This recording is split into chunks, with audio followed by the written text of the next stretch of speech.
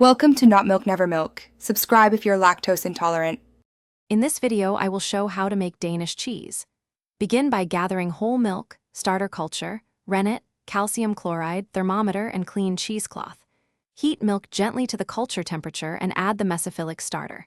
Keep the curd handling gentle and consistent and follow pressing and brining steps carefully.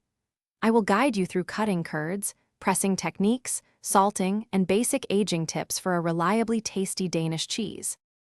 Warm milk steadily to the specified culture temperature, then mix in the mesophilic culture and let it ripen.